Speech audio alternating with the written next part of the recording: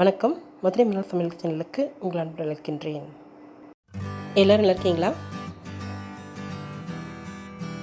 வாங்க நம்ம வீடியோக்குள்ளே போகலாம். அதுக்கு முன்னாடி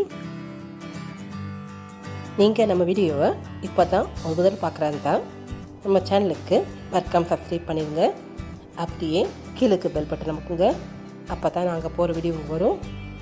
வாங்க நாம் இன்றைக்கி ஒரு அருமையான சூப் வகையை எப்படி செய்கிறதுன்னு பார்க்கலாம்.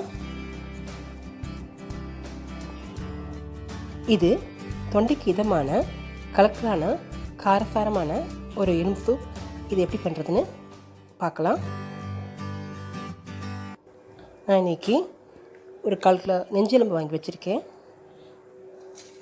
சின்ன வெங்காயம் 10, 2 தக்காளி, 10 பல் பூண்டு, ஒரு துண்டு இஞ்சி. பொடிப்பதற்கு மிளகு, சீரகம், சோம்பு. இது தவிர தாளிப்பதற்கு பட்டை, கிராம்பு, ஏலக்காய் எடுத்து வச்சுருக்கேன். 1 டீஸ்பூன் சோம்பு, 2 டீஸ்பூன் மிளகு இப்போ சேர்த்துக்கிறேன். சீரகம் 2 டீஸ்பூன்.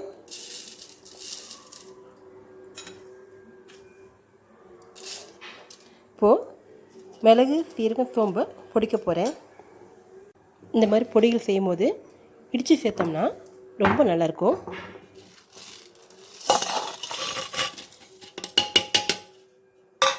இந்த மெத்தடில் செஞ்சு பாருங்கள், அருமையாக இருக்கும். தண்ணி ஊற்ற வேணாம், லைஸாக பொடிச்சா போதும். பாருங்கள்,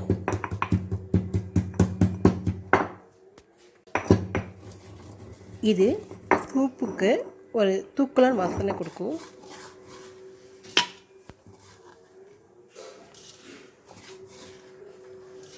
இப்போது இது எல்லாத்தையும் எடுத்துடலாம். இதை நம்ம தனியாக வச்சுக்கலாம்.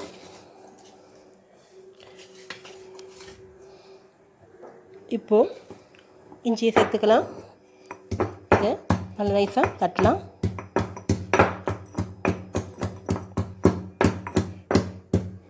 நாம் இதை மிக்சிலையும் அடிக்கலாம். ஆனால் இந்த மாதிரி தட்டி செய்யும் போது அந்த சூப் ரொம்ப வாசனையோட அருமையாக இருக்கும். இஞ்சி இன்னும் கொஞ்சம் நசுங்கணும். இது நேராக இருக்கனால கொஞ்சம் லேட் ஆகுது. இது கூடயே எடுத்து வச்சுருக்கிற பூண்டையும் சேர்த்துக்கலாம். பூண்டு வாசனை பிடிக்கிறவங்க இன்னும் ஒரு 10 பல் பூண்டை அப்படியே சூப்பில் டைரெக்டாக சேர்க்கலாம். பூண்டு கூடையே வெங்காயத்தையும் சேர்த்துக்கலாம். இதையும் சேர்த்து நசுக்கலாம். இது நல்லா 1-2 நசுக்கணும். இது இப்போது நல்லா நசுங்கிடுச்சு. இந்த அளவு போதும். இப்போ இதை எடுத்துடலாம்.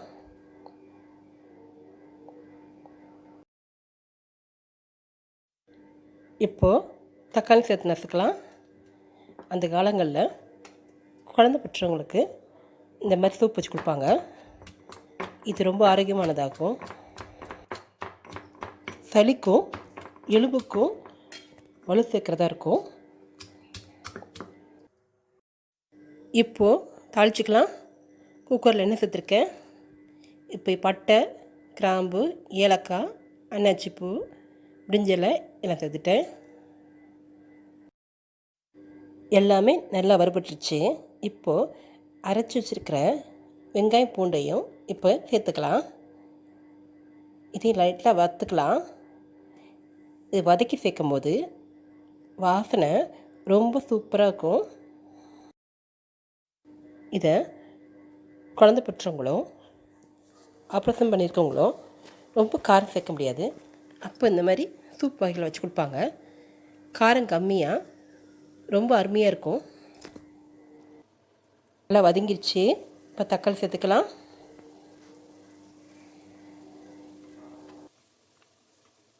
நாம் வெஜிடபிள் சூப்பு கூட இதே மெத்தடில் செய்யலாம். அதுவும் ரொம்ப அருமையாக இருக்கும். பாருங்கள், நல்லா வதங்கிடுச்சு.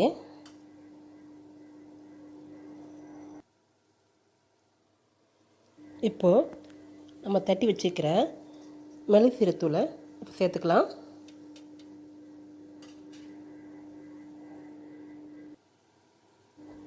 எங்கள் அம்மா இதே மாதிரி தான் வச்சு கொடுப்பாங்க. அவங்க எது சமைச்சாலும் ரொம்ப சுவையாக இருக்கும், அற்புதமான டேஸ்ட்டாக இருக்கும். இப்போது நெஞ்சலும் சேர்த்துட்டேன். இது நல்லா வதக்கணும். இது வதங்கி செஞ்சால் தான் டேஸ்ட்டு வந்து ரொம்ப நல்லாயிருக்கும். சூப் வந்து ஒரு தனி வாசனையோடு இருக்கும். பாருங்கள், இப்போ நல்லா தெரியுதா? மஞ்சத்தூள் சேர்க்கலை.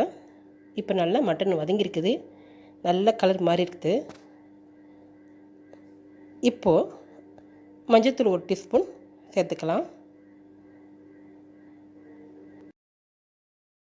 இப்போவே வாசனை நல்லா கம கமன்னு இருக்குது.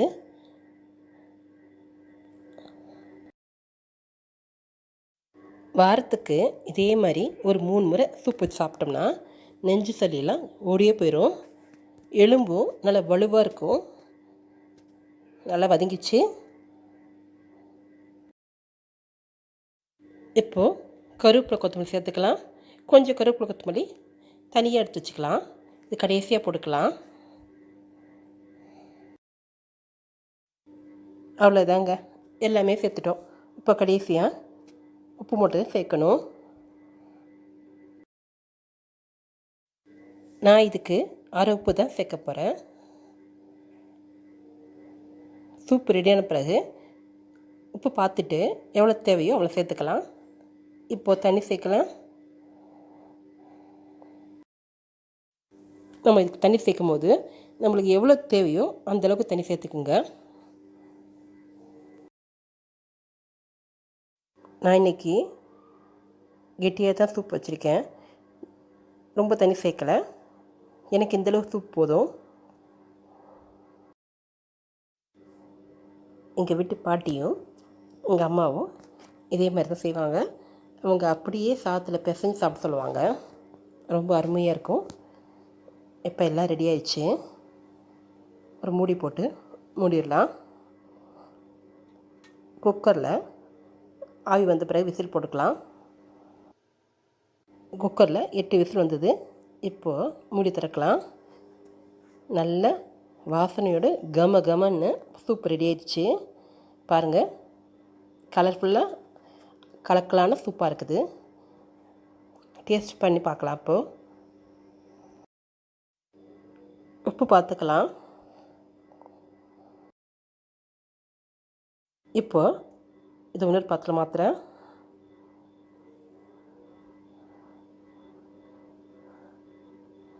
எலும்போடு சேர்த்து சூப்பு சாப்பிடும்போது ரொம்ப அருமையாக இருக்கும்.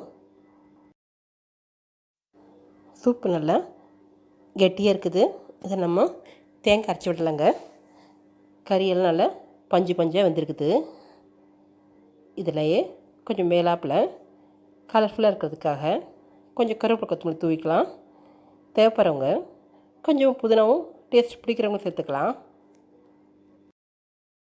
இந்த சூப்பும் இந்த நெஞ்சலும் சேர்த்து சாப்பிடும்போது ரொம்ப டேஸ்டியாக இருக்கும். நல்லா காரசாரமாக இருக்கும்.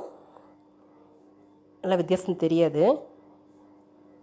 அப்படி சாப்பிட பிடிக்காதவங்க சூப்பை சாப்பிட்டு கறி அப்படியே லைட்டாக குழம்பு வச்சிடலாம். பொதுவாக குழந்தை பசங்களுக்கும் உடம்பு பலகீனமானவங்களுக்கும் இந்த மாதிரி சூப் வகையில் கொடுப்பாங்க. இது ரொம்ப காரம் இல்லாமல் அதே நேரம் உடம்புக்கு வலுப்பேற்றுற மாதிரி ரொம்ப சுவையாக இருக்கும். ரொம்ப டேஸ்டியாக ரொம்ப வாசனையாக இருக்க இந்த சூப்பை நீங்களும் செஞ்சு பார்த்துட்டு எப்படி இருக்குன்னு சொல்லுங்கள். மறக்காமல் சப்ஸ்கிரைப் பண்ணிடுங்க. கீழே இருக்க பெல் பட்டன் அமுக்குங்க. அப்போ தான் நாங்கள் போகிற வீடியோங்களுக்கு வரும். நன்றி.